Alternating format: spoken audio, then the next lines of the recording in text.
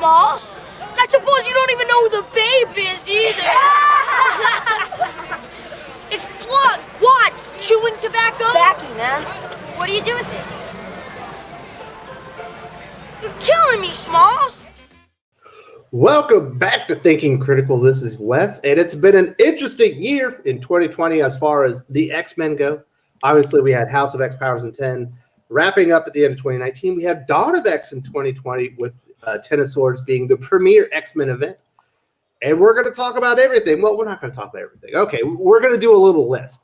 We're going to talk about, we got 6 basically categories, best story, most disappointing thing, best creative team, best comic issue, worst comic issue, and there's another one in there. Oh, most surprising thing in X-Men that we've had this year. Obviously, here to talk with me about that is the man who's been with me all year covering X-Men right here on the channel. I don't know if people have noticed this. We like X-Men here on Thinking Critical. We give X-Men a little bit of extra TLC, extra coverage. It gets its own show every week. It's the only branded anything that gets anything like that here on Thinking Critical. Obviously, Doc is the guy that's with me. He is the X-Men historian, the Marvel aficionado. How you doing, Doc? I am wonderful, and it is we had a wonderful white Christmas here in Pittsburgh, and and then we got more snow and more snow and more snow, and I think it's still snowing. Wow. We got a wet Christmas here in the Philippines. Well, we didn't get a typhoon, which we did get last year, which was, thank you very much. Count that as a blessing. Now, before we get into all the details, just, in 30 seconds, can you sum up your feelings on X-Men in 2020? Was it a banner year? Was it bad? What was it? I think it was, I'd say one word, disappointing. Oh, man. They had a lot of, it had a lot of goodwill and, good direction coming out of House of X, Powers of X. And I feel like it squandered almost all of it throughout the year. There would be moments of it redeeming itself and kind of regaining, putting some more love into that bank account of fan goodwill, but then they'd squander it with 8 or 10 issues of bad. So, Well, it certainly has been interesting. It covers a wide breadth as far as quality and directions of the series. And I think that's probably one of the, it's a little bit disjointed, but I'm a little bit more optimistic than you. I'd say it's right in the middle. It's like a C+, B-. There's been some really high highs. There's been some really low lows. But overall, this is a better year for X-Men than like 2018. I'll grant you that. Yes. Yeah. So, it could be worse. We could be stuck 3 years ago. Now, before we get into all the details in all these categories, I do want to say, if you haven't subscribed to the channel, subscribe, hit the bell for notifications. Give us a thumbs up if you enjoyed this video. Give us a thumb down if you don't. Either way, we want to hear your thoughts on X-Men in 2020. Were you super duper stoked about it? Did it meet all your expectations? Were you as disappointed as Doc? Are you a little bit more optimistic, as far as I am? We definitely want to hear from you guys. Now, let's get into something good here. The first category is going to be Best Story. Now, I think most people will know which one I'm going to go with, since I already did my best stories for all of 2020, no matter, publisher, and this one was in there. It is the Muramasa Blade story from Ten of Swords. This is from Ben Percy, Victor Bogdanovich. It started out, I believe, in Wolverine, finished up in X-Force. It was one of those ways. But it was a terrific story. The only thing bad about it is in the end, as far as the event goes, the story didn't matter, but the art was dope. Wolverine went to hell. He fought his new nemesis. He got his blades back. He had to make a deal. It's just good all around. You know what? I had kind of broken it down to 2 stories for my best, and that was one of the 2. It was a quintessentially X-Men story. It was, it had a great adventure to it. He had to go to this place and then to this place, and it wasn't just another and then he would always learn something, have a little bit of a some sort of something he had to overcome, and it was a very well put together story. If it would have just been a 2-parter issue in the regular Wolverine series outside of X of Swords, still would have been a great 2 issues. Probably would have been better. Honestly, yeah, you're probably right. It probably would have been 2 better. My other option for this was Hellions issues 1 through 4. The first story arc of Hellions is really close to this on quality, but I think I will go with the Muramasa Blade 2-parter from X of Swords with Wolverine. Yeah, that opening story arc from Hellions is absolutely terrific. It will come up here later in in the countdown as far as I'm concerned.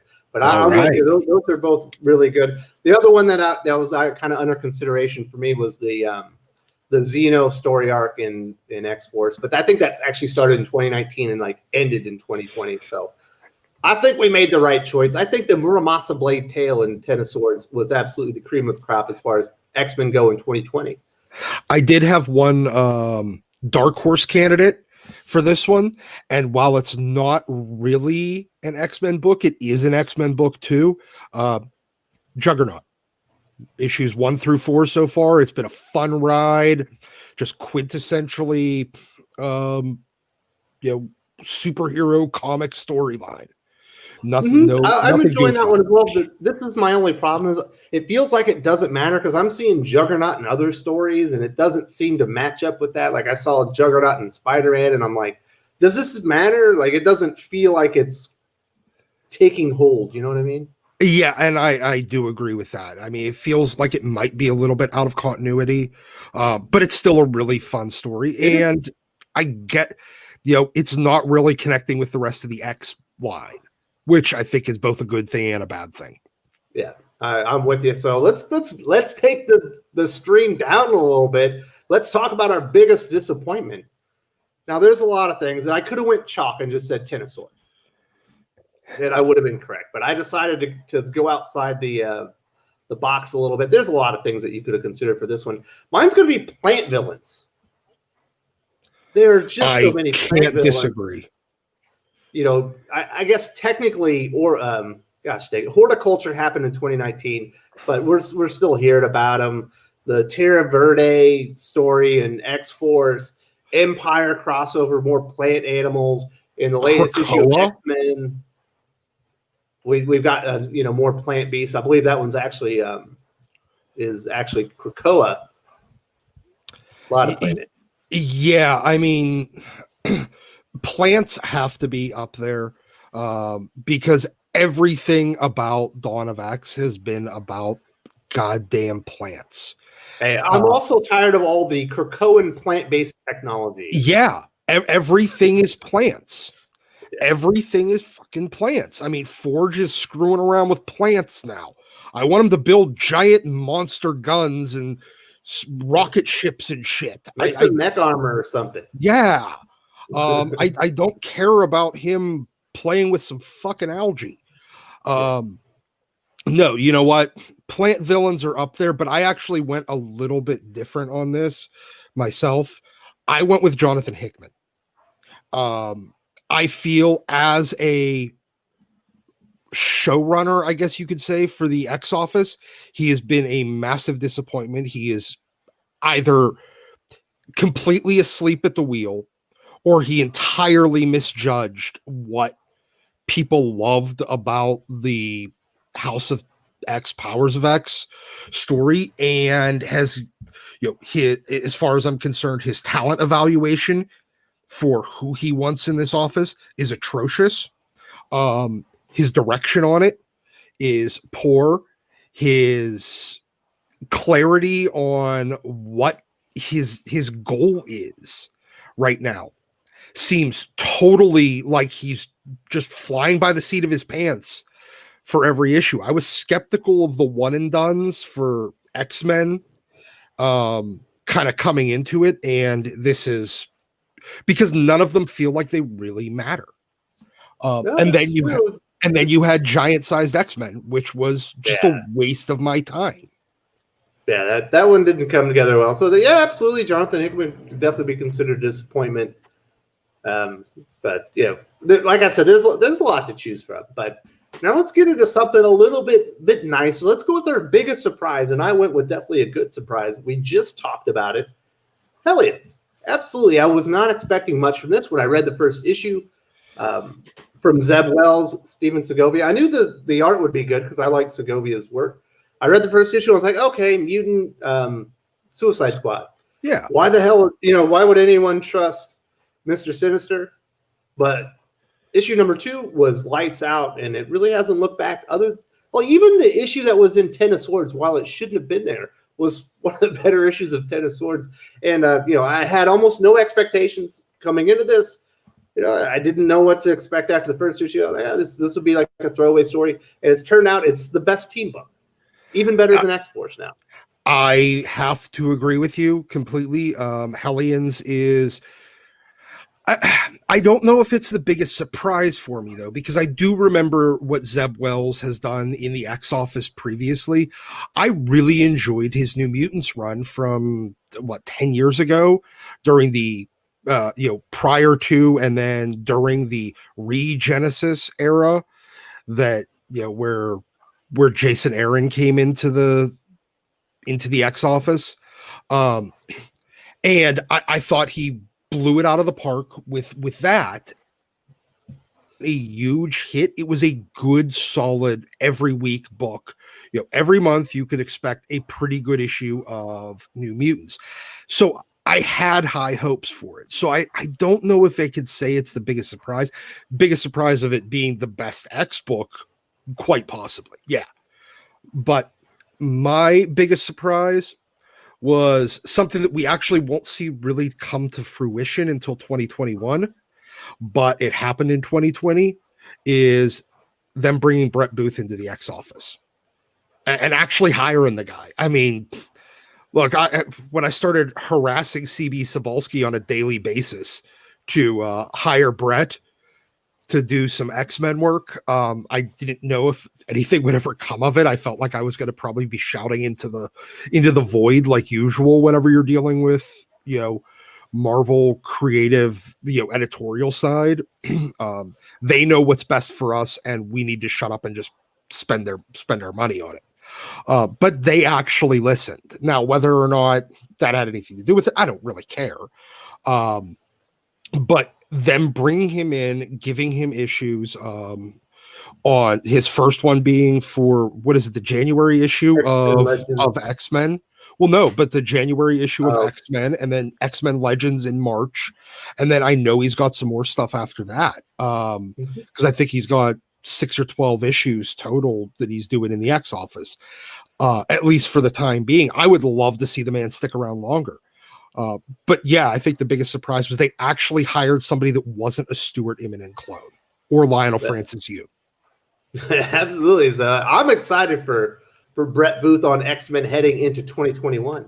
Now we're going to talk about some of the best stuff. Well, we got the worst issue coming up as well, but the best creative team, I don't think there's a shadow of a doubt what this one is. It is Ben Percy and Victor Bogdanovich. They worked together on Wolverine. It's like peas and carrots, peanut butter and peanut butter and jam. It's like brie and peaches and brie. You know what I'm saying? It just goes together. It does. It is a perfect match. I know Ben was over at DC for a while. I know Victor was over at DC. I don't know if they did any work together over there, but they're catching lightning in a bottle with these two together, and they would be woefully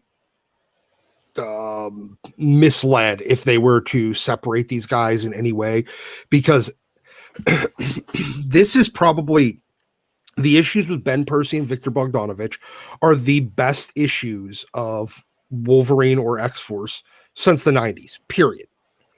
Not even close. I mean, they feel like, the heyday of Wolverine's solo title. And we've lost that. It feels like it's picking that up. And I've loved it. Victor has a great style that goes with Ben Percy's kind of violent, gruff Wolverine. And I haven't liked the issues with Kubert nearly as much. but Ben and Bogdanovich are perfect together. The only other creative team that I think that even comes close for a pairing is, oddly enough, Fabian Nicieza and Ron Garney over on Juggernaut. I think that that's a great mix together as well. Absolutely, some classic storytelling, as far as the comic book and the visuals that they just kind of blend together really well. And definitely loving that creative team as well. Yes, I feel like Nicieza and Garney are the old guys getting that classic comic feel, and Percy and Bogdanovich are the new guys tapping into that same classic superhero comic feel. But dialing it up a little bit. Yeah, but dialing it up. Definitely been dialed up with Ben Percy at the helm. Oh yeah. Yeah. So I can't disagree at all on that for the best creative team. So yeah. All right. So we got 2 categories left. We got worst issue, best issue. We will not end this on a bad note. So we'll go with worst issue first. There were quite a few issues that you could talk about. Maybe the was that X-Men 13 where they basically reused all the 14. art. 14, okay. And that is my vote for the worst. Well, that one's definitely up there. X Factor #1. There's a lot. I had to go with this one. Marauders 13 from Ten of Swords. I've heard people tell me that this was, like the best Storm story in a decade, and I don't know what you expect from a story, but this thing was terrible. Let me get into everything. First of all, this is the worst art Matteo Lolli's done at Marvel that I've seen. I mean, it's certainly the worst art he did in Dawn of X. Within this, he must have had no time to illustrate it whatsoever. That it was just bad. Of course, you got a food scene because it's a bad comic book, so you got to grab that one in there. And then there's all this contrived conflict that happens. Storm disrespects Black Panther's mother. He basically defeats his entire guard, puts his sister down using her powers because she couldn't wait for him. He shows up at the end. He's like, oh, it doesn't matter all this stuff that you did. You can have that sword that everyone said you couldn't have anyway. Everything you did didn't matter. And if you just waited another day, I would have given it to you anyway. Basically rendering all of her actions pointless and just made her look stupid. And impatient. I can't believe people are like, this is a great issue. This is everything wrong with comic books. This is piss poor storytelling. Yes. By the end, nothing that happened mattered. I can't disagree with you. As much as I hated paying, $4 to buy the exact same comic book again with X-Men 14. And I mean, look, that was a huge slap in the face to readers. This Marauders issue was completely terrible. You nailed it on all of the ways that it was bad.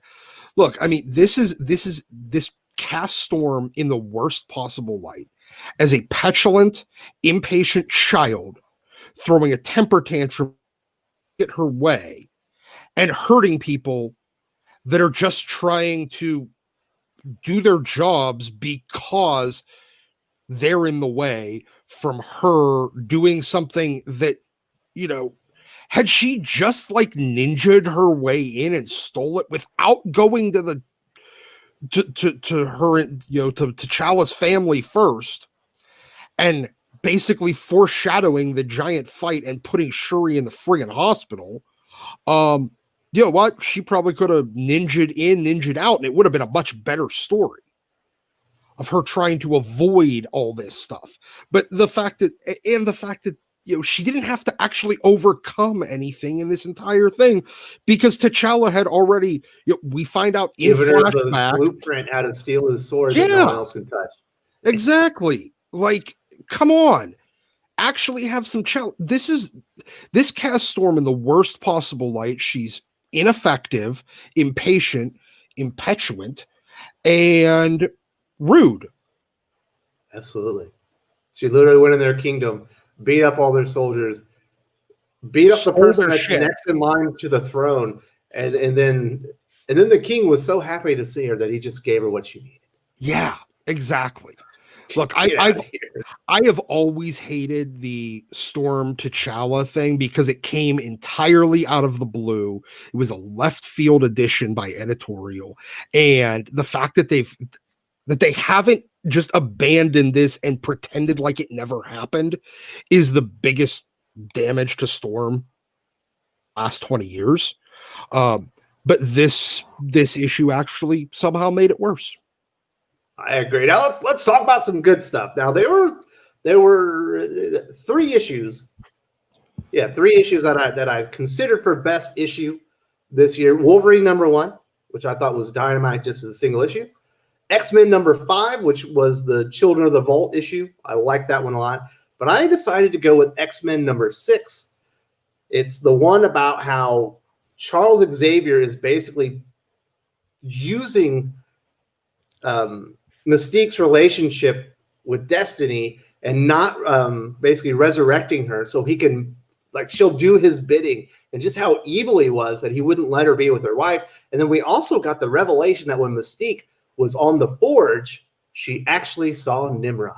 I just harken back to House of X and Powers of 10. It felt like we were going to be going somewhere. We obviously haven't, but I thought as a single issue, this was the best issue out of all of Dawn of X. It's hard for me to disagree. I had this on my top 3 as well.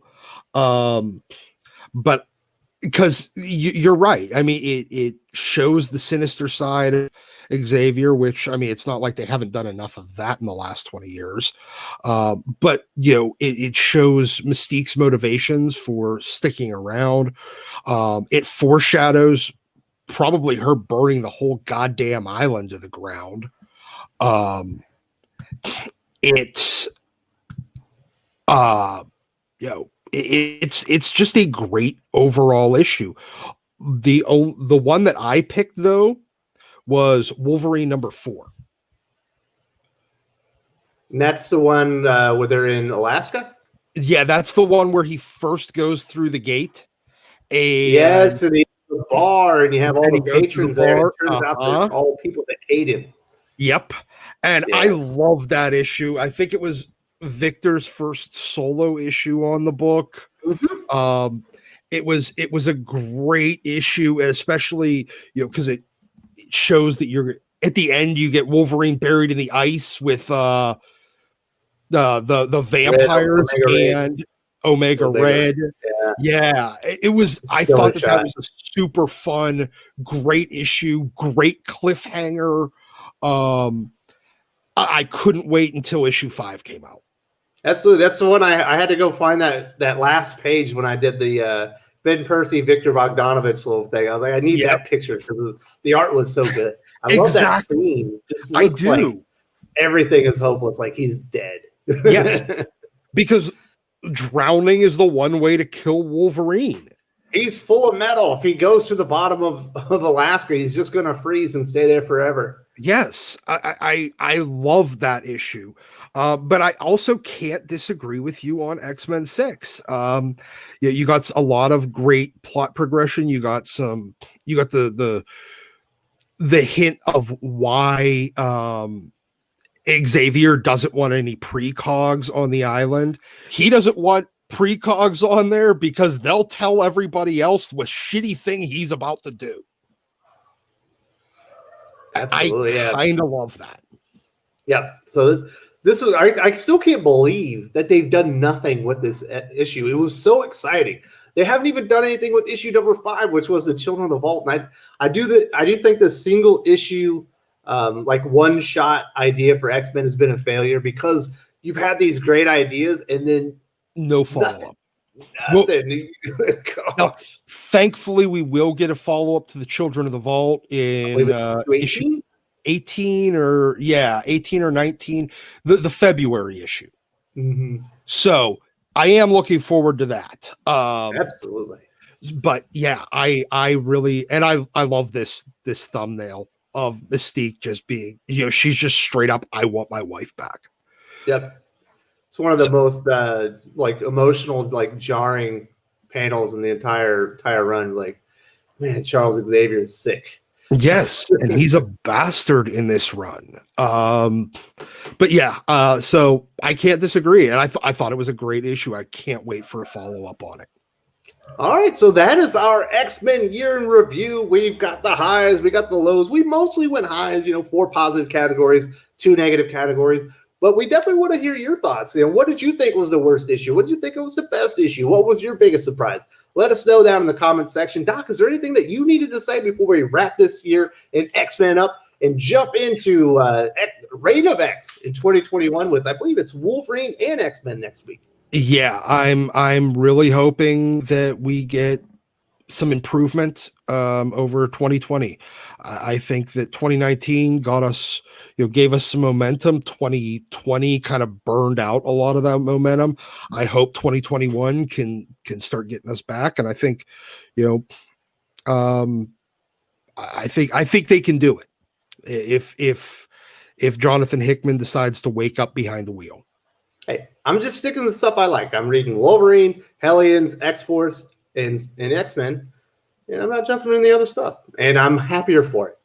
I'm doing the same thing. Let's just hope that there's no stupid event next year. Probably 2 events. Oh, well.